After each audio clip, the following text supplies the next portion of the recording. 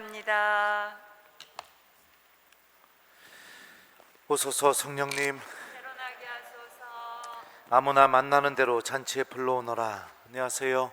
안녕하세요. 오늘 복음 말씀은 하느님 나라 곧 천국에 대한 비유입니다. 비유라는 것은 어떠한 것을 빗대어 설명함으로 인해서 그것이 무엇인지를 우리에게 잘 보여주는 거, 이게 비유죠. 여러분들은 죽으면 천국 갈 수 있을 것 같아요? 네? 난 죽으면 천국 간다. 네. 그래요. 손 드신 분들 좋습니다. 나는 죽으면 연옥 간다. 네. 난 죽으면 지옥 간다. 다행입니다. 아무도 없어서. 네. 오늘 복음 말씀은 천국에 갈 사람들, 하느님 나라에 초대받은 사람들이 누군지 명확하게 알려주죠. 잔치의 그 주인인 임금은 다음과 같이 말합니다. 아무나 만나는 대로 잔치에 불러오너라. 그러니까 하느님 나라 들어갈 사람들은 아무나 다 들어갈 수 있습니다. 이 아무나에 포함된 사람들이 누구까지 포함됐는가? 10절을 보면 이렇게 예수님은 말씀하십니다. 그래서 종들은 거리에 나가 악한 사람, 선한 사람 할 것 없이 만나는 대로 데려왔다. 그러니까 악한 사람, 선한 사람도 모두가 다 하느님 나라에 초대받은 사람들, 하느님 나라에 들어올 수 있는 사람들이라는 걸 알 수 있죠. 그러니 여러분들은 전부 다 천국에 들어갈 사람들입니다. 이런 하느님의 놀라운 자비에 예외되는 사람은 단 한 명도 존재하지 않습니다. 그런데 중요한 것은 무엇이냐? 하느님께서 이렇게 초대를 하고 들어오라고 한다 하더라도 무엇에 의해서 먼저 결정이 되는가? 하느님의 심판이 있기 전에요, 바로 우리 마음입니다. 오늘 복음 전반부에 나오는 이미 하느님 나라를 초대받은 사람들, 상징적인 표현이죠. 수석사제들과 백성의 원로들을 가리키는 그런 표현이라고 우리는 알아들을 수 있죠. 이미 하느님을 알고 있는 사람들, 이미 하느님께 믿음을 갖고 있던 사람들, 지금으로 따지면 세례 성사를 받고 그리고 하느님의 자녀가 된 우리들은 이미 초대받은 사람들입니다. 그러니 하느님 나라가 완성이 되게 될 때 우선적으로 먼저 하느님께서 부르실 사람들이죠. 그 사람들의 모습을 봅시다. 그러나 그들은 아랑곳하지 않고 어떤 자는 밭으로 가고 어떤 자는 장사하러 갔다. 그리고 나머지 사람들은 종들을 붙잡아 때리고 죽였다.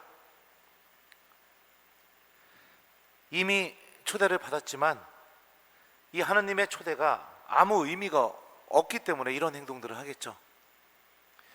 여기서 아랑곳하지 않고 라는 이 그리스어 원문을 보면 사전적으로 무관심하다, 관계를 맺지 않다, 상관없다, 이런 의미를 갖고 있습니다. 그러니까 머리로는 나는 하느님을 믿고 있다 라고 그렇게 머리로는 그렇게 생각하면서 하느님과 그 어떤 관계도 맺지 않고 살아가는 사람들, 하느님과 함께하는 기쁨을 누려보지 못한 사람들, 그런데 머리로는 믿고 있는 사람들, 결국에 어떻게 되는가? 하느님 나라가 완성이 되게 되어서 하느님이 들어오라고 할 때 아마도 그 천국에 가서 다음과 같이 이야기하게 될 겁니다. 하느님, 저는 여기가 참 불편합니다. 하느님, 저는 평생을 이렇게 살아본 적이 없습니다. 여기에 있는 것이 참 불편합니다. 하느님, 하느님 나라라고 하는데 기쁘지가 않습니다. 하느님, 저 여기서 나가고 싶어요. 내보내 주세요. 이렇게 얘기하지 않게 될까요? 기도, 미사, 하느님의 말씀, 성체조배 모두가 다 우리가 하느님 나라에 들어가기 전에 오늘 복음에서 나오는 이 혼인잔치의 신비가 그대로 이루어지는 순간들입니다. 그런데 신앙이라는 것 자체가 나에게는 어떠한 의무이고 기쁨을 전혀 주지 못하고 있고 내가 필요할 때만 찾는 어떤 도구일 뿐이고, 내가 그렇게 하느님과 관계를 맺었다면 어떻게 천국에서 영원히 하느님과 함께 있을 수 있겠습니까? 불가능한 일입니다. 불가능한 일. 내가 불편해서 오늘 복음에 나오는 이 사람들처럼 스스로 이 하느님 나라에 들어오는 이 특권 자체를 거부하게 될 겁니다. 혼인 예복도 마찬가지입니다.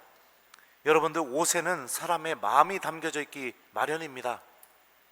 그 사람의 정체성이 담겨져 있고 그 사람이 그동안 해왔던 삶의 역사가 담겨져 있고 그 사람의 일이 담겨져 있고 그 사람의 정신과 신념 자체가 담겨져 있는 게 옷입니다. 그래서 이런 옷을 보면은 여러분들은 누구라고 생각이 듭니까? 형편없는 사람이라고 생각이 드나요? 그럼 어떤 생각이 들어요? 내가 저 신부님 잘 알지는 못하지만 그럼에도 불구하고 사제라는 생각이 들죠. 이런 옷을 입은 사람을 보면. 그죠? 옷 안에 이런 모든 것이 담겨져 있기 때문에 그렇죠. 아무도 결혼식에 갈 때 쓰레빠를 신고 반바지 입고 넌닝굿바람에 머리도 감지 않고 그러고 결혼식 하는 사람은 없습니다. 그러고 오는 사람도 있다면 그런 사람 어떤 사람일까요? 좀 이상한 사람? 뭐 그러겠죠. 왜 그럴까요? 결혼하는 사람과 맺어왔던 그 관계가, 결혼하는 사람과 내가 그동안 가져왔던 그 우정이, 결혼하는 사람과 함께했던 그 시간 자체가 내가 그런 옷을 입는 것 자체를 절대로 허락하지 않기 때문에 그렇게 되겠죠. 그죠? 그러니까 결국에는 마음의 문제인 겁니다. 혼인 예복을 갖춰 입지 않고 왔다라는 것 자체는 하느님과 함께하는 마음 자체가 아예 없는 사람이라는 것을 의미하죠. 그죠? 그런 사람 또한 천국에 들어갔다 하더라도 하느님도 그 사람과 함께할 수가 없을 것이고, 왜냐하면 그분에 대한 마음 자체가 전혀 없는데 어떻게 영원히 함께 있을 수가 있겠습니까? 그 사람 스스로도 그곳이 내가 마치 오지 말아야 할 곳에 온 것처럼 너무나 불편한 곳, 이런 곳으로 느껴지게 될 거라고 생각이 됩니다. 오늘 제1독서에서 판관 입타의 이야기도 우리가 묵상해 볼 필요가 있습니다. 입타는 전쟁에 나가기 전에 하나님께 소원을 합니다. 그런데 굉장한 실수를 하고 있습니다. 판관기가 고백하는 판관은요, 판관의 자격은 힘이 강하고 유능하고 똑똑하고 전략적으로 뛰어나고 그런 사람들이 판관의 자격이 아닙니다. 판관은 철저하게 하느님의 영이 그 사람과 함께하기 시작하면서부터 그 영이 인도하는 대로 순명하면서 따라가는 것, 이게 판관의 유일한 자격입니다. 그래서 그 사람의 부족함 안에서도 하느님의 권능이 드러나게 되고 그 사람의 모자람 안에서도 하느님의 은총이 드러나게 됩니다.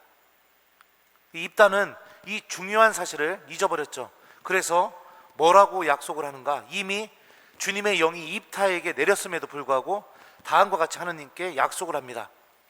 당신께서 암몬 자손들을 제 손에 넘겨주신다면 제가 암몬 자손들을 이기고 무사히 돌아올 때 저를 맞이하러 제 집 문을 처음 나오는 사람은 주님의 것이 될 것입니다. 그 사람을 제가 번제물로 바치겠습니다. 말도 안 되는 약속을 하고 앉아 있는 거죠. 번제 여러분들 어떻게 바치는지 아시죠? 네, 제가 몇 번 설명해 줬습니다. 제물을 반으로 쪼개가지고 장작 위에 쌓아놓고선 그 제물이 재가 남을 때까지 다 태우는 게 번제입니다.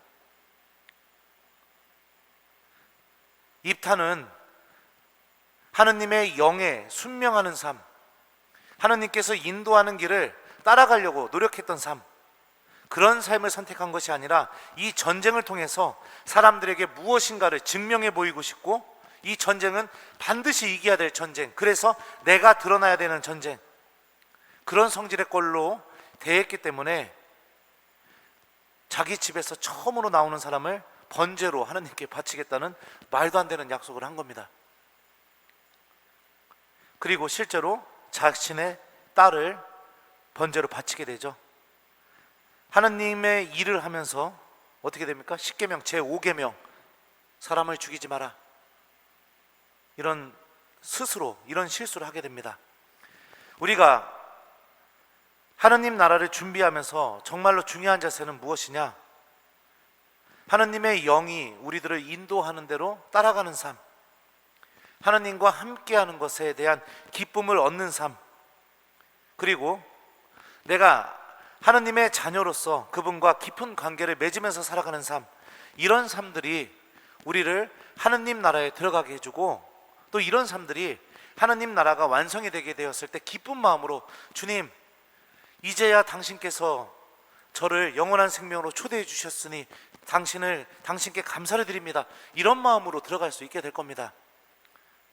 신앙생활을 하면서 입다처럼 무엇인가를 증명하고 걸고, 하나님 이거 들어주시기만 하면 제가 지금부터 이거 하겠습니다, 이런 말도 안 되는 일방적인 그런 관계를, 그러니까 일방적인 그런 말도 안 되는 그런 것들을 맺으려고 하는 거, 아니면 오히려 오늘 복음에 나오는 것처럼 이미 초대받았음에도 불구하고 하나님과 아무 상관없이 살아가는 삶, 아니면 혼인 예복을 준비하지 않은 사람처럼 하나님에 대한 그 어떤 마음도 전혀 갖고 있지 않는 그런 삶, 이런 삶들은 천국문 앞에서 그 천국을 바라보면서 주님, 저는 이곳과는 어울리지 않는 사람입니다, 저는 여기가 싫습니다 라고 이야기하면서 등을 돌려 하느님이 계시지 않은 곳으로 스스로 걸어나가게 될 겁니다. 우리가 드리는 미사, 기도, 성체조배, 하느님의 말씀, 바로 이 혼인잔치의 비유가 이루어지는 순간들입니다. 여러분들, 우리들의 삶은 하느님과 함께하는 기쁨을 배워나가는 여정이라는 걸 기억하면서 내가 갖고 있는 믿음이 결정적인 순간에 하느님 나라를 거부하지 않도록, 내가 그동안 하느님과 맺어왔던 그 관계가 가장 결정적인 순간에 하느님께 등을 돌리게 하는 그런 관계를 갖지 않도록 하느님의 자녀로서 살아가는 우리 교우들이 되길 바랍니다. 이 미사에 오신 분들, 여러분들은 이미 많은 것을 포기하고 하느님의 초대에 응답하고 온 사람들입니다. 이 모습, 이 마음 잘 간직하십시오. 그러면 하느님 나라가 완성됐을 때도 여러분들은 그분 나라에 지금 이 미사 시간처럼 하느님과 함께 기뻐하면서 앉아있는 사람이 될 수 있을 겁니다. 하느님은 모든 사람을 구원하시려고 하지만 중요한 것은 내 마음에 달려 있습니다. 여러분들의 마음이 여러분들에게 구원을 가져다주는 마음이 되기를 바랍니다. 아무나 만나는 대로 잔치에 불러오너라. 아멘.